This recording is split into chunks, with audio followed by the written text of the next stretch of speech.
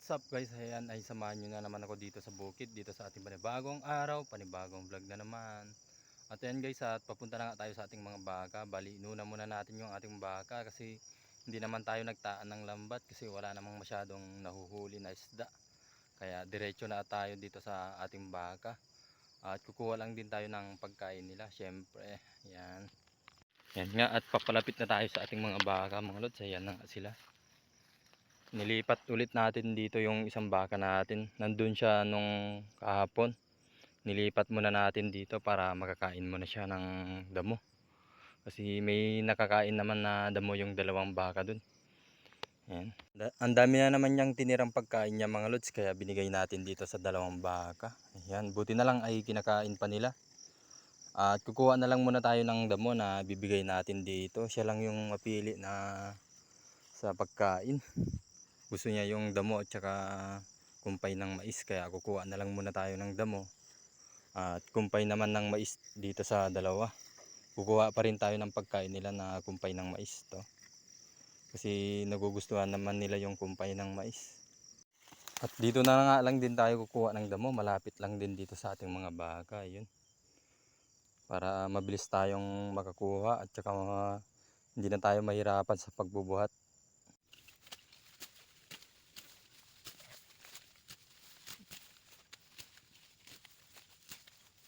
At ito na nga yung nakuha nating damo mga lods, at ayan na nga ay ibibigay na natin dun sa isang baka natin. Ayan.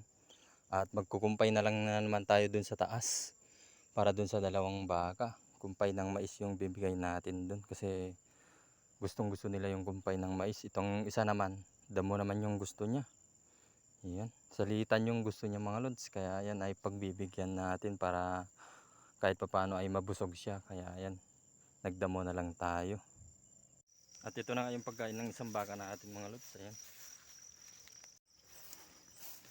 Mapili kasi itong isang baka natin mga lods. Ayan. Kaya damo na lang. Ayan, naibigay na rin natin yung pagkain niya. Kumakain pa rin yung dalawa kasi binigay natin yung tira nitong isang baka natin na kumpay ng mais. Bali, maglalagay pala tayo ng asin dito sa pagkain niya mga lods para kahit paano ay makain niya lahat. Ayan. May asin pala to mga lods. Bibigyan natin para kainin niya yung damo na binigay natin.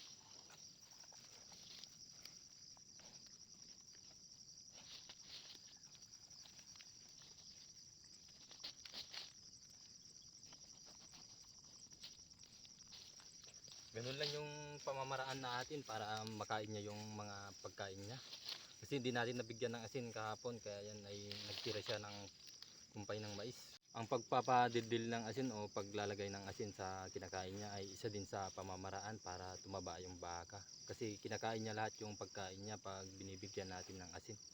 Kaya yan ay kinakain na nga yan. At ayan na nga mga lods, at magkukumpay lang tayo ng pagkain ng dalawang baka na yun. May kinakain naman sila yung tira ng isang baka, pero kukuha pa rin tayo. Kasi nga kailangan nila yun kasi tira lang nung isang baka yung binigay natin. At dito lang tayo magkukumpay sa taas. Yan. Kaya let's go.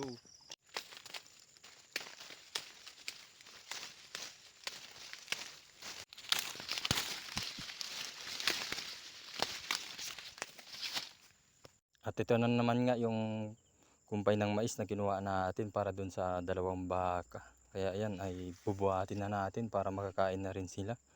Kaya let's go guys. At ito na nga yun, yung pagkain ng dalawang baka.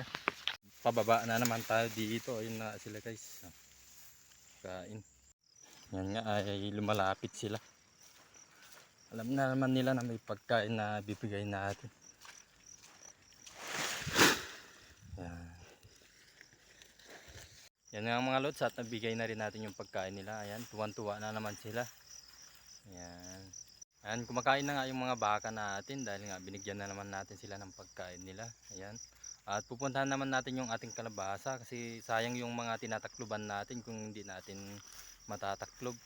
Yung mga bunga na bulaklak, kaya sayang lang din pag hindi nagtuloy. Kaya pupuntahan natin para mataklob natin at magtuloy yung bunga niya. Kaya let's go. Nandito na naman nga tayo sa ating kalabasa. Ayan. At kukunin na lang muna natin yung mga bulaklak niya. Ayan. At kung may tataklubin tayo, ayan, siyempre tataklubin natin para hindi sayang yung mga bunga. Ayan mga lods. Ang bilis kasi nilang lumaki yung bunga kapag tinataklob. Ayan. Kahapon ay ganito pa lang yan. Ngayon ay malaki na. At yan pa yung tinakluban natin.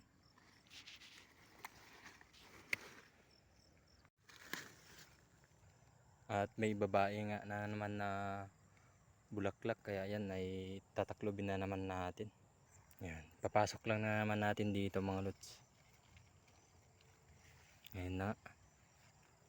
At kung mapapansin nyo mga lods, at ito yung pinangtaklob natin kahapon. Ayan ay biglang lumaki yung bunga. Ganyan kasi yung pamamaraan natin na kailangan taklobin ng lalaki din. At ito nga may dalawa pa dito na kailangan itaklob. Papasok lang natin to mga lods. Ganyan lang. Pasok lang natin ng ganito. Yan, magtutuloy na yung bunga niya. At ito pang isa.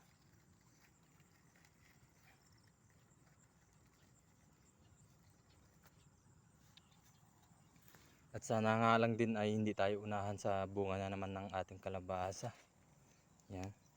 At may natira pang ang bulaklak na lalaki mga lods. Ayan ay itotorta na lang natin to para may pang almusal tayo mamaya. At ayan nga ay tapos na naman tayo sa pagpapakain ng baka at saka pagtataklob ng ating kalabasa. Ayan. At pauwi na naman tayo at maraming salamat na naman sa inyong panonood at saka sa inyong suporta. God bless po sa inyong lahat. Bye bye.